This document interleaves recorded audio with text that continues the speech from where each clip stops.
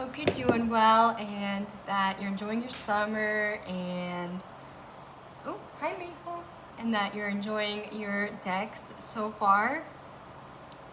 I'm gonna just jump right in and hopefully I'll keep this kind of under or at 10 minutes. I have my notes here in case I need to refer to them. The first question was what is something I have done in deck that I think I'll remember for the rest of my life. And this was a little hard at first to kind of get an answer for, come up with an answer for.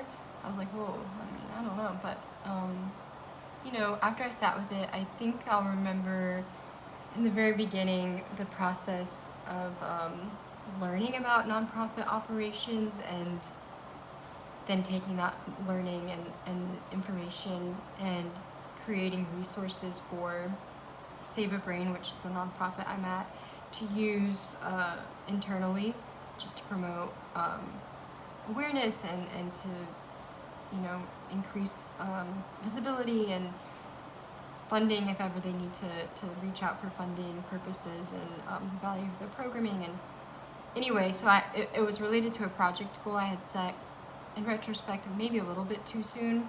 So I was feeling a little bit overwhelmed with the amount of information I was learning related to like advocacy and nonprofit operations as a whole.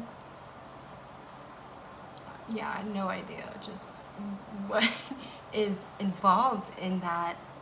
And a lot of it is a lot of times out of the nonprofit's immediate control. So that was just a lot of information, but I applied it and I created these resources and got great feedback from my mentor, which felt wonderful.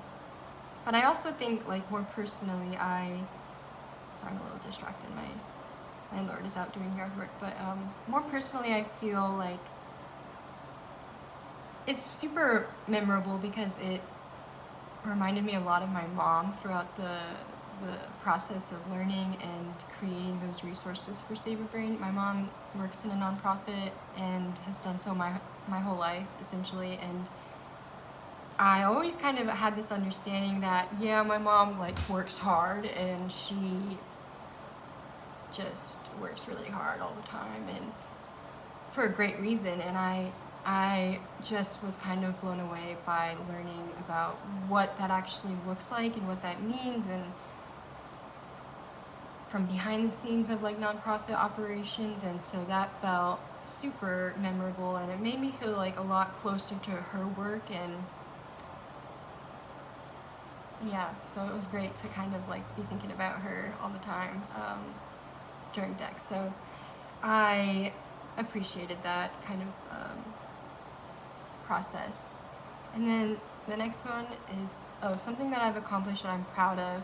So it's a little niche, but so there's one particular resource sheet that I created in my fatigue/energy conservation series, and it was on the energy disruption in your brain after a concussion.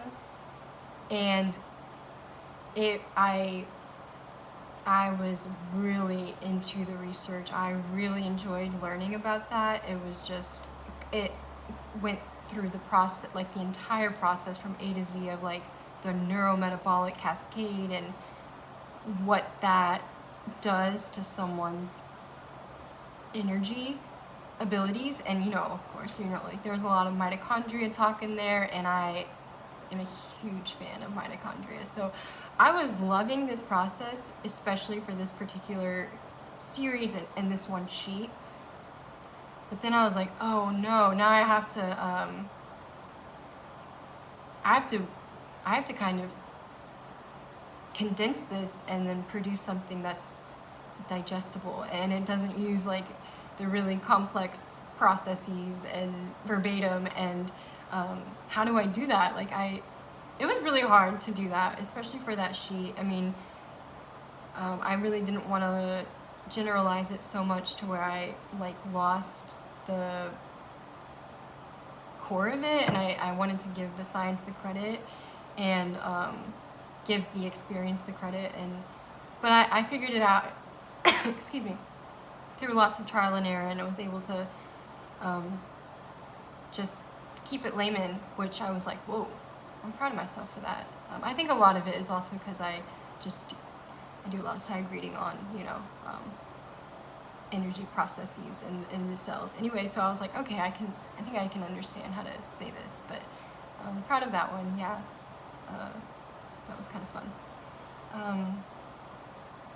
What do I feel like, in what area do I feel like I've made my biggest improvements? Yeah, personally, definitely time management and just keeping consistent.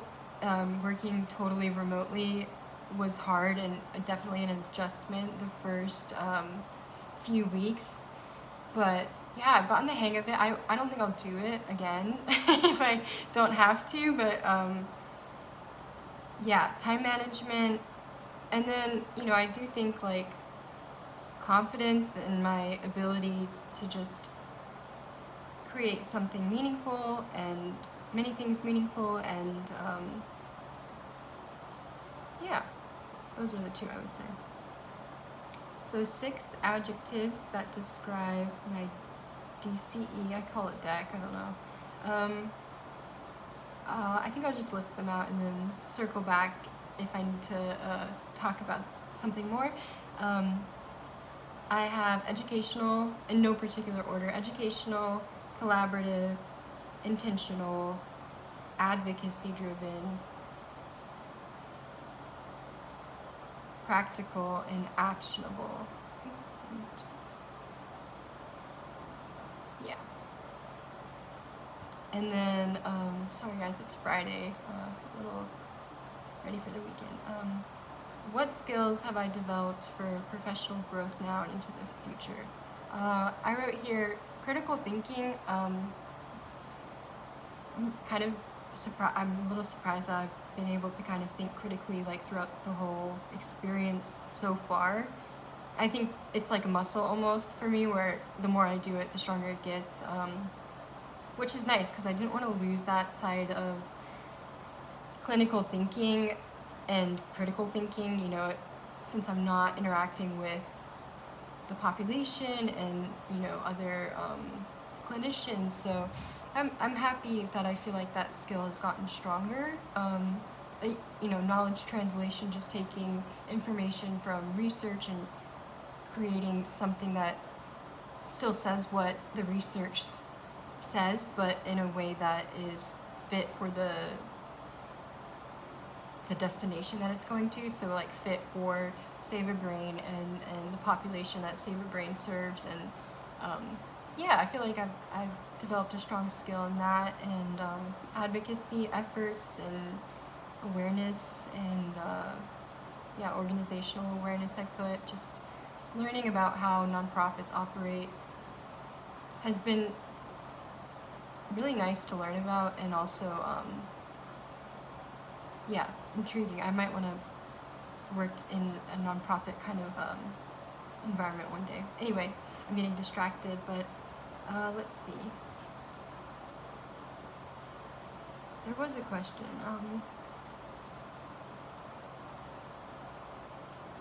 I think I almost missed this one. What's left to complete? So for the most part, all of the deliverables are complete. I just need to organize the references I have for everything and put them where they belong, and then review and edit and make sure that there are no typos, because I'm a bad speller, but do all that, and then do my PowerPoint and poster and all that good stuff. So mainly just reviewing and editing everything that's been created, and then kind of organizing all of that into a home, and then doing the class assignments, and and I think this is the last one. Describe how I'm applying concepts from didactic courses into the experiential component. So I've been relying really heavily on the concepts that we learned and just general knowledge from like neuroanatomy and therapeutic communication. I don't think you guys had Dr. Spence, but I did for a little bit, and she was really great at communicating therapeutically. So I feel like I've been able to like tie that into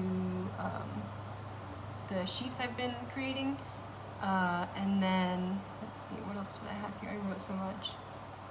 I wrote like enough to talk for like 20 minutes by accident. Oh, and research. Yeah, research has helped a lot. What we learned in Dr. Foreman's class, and has definitely helped make the process of finding reliable information a bit easier. So that's been a time saver. Well, I think that's all. I hope that's all, because I don't want to miss anything. But yeah, thanks for watching, and I'll see you guys soon.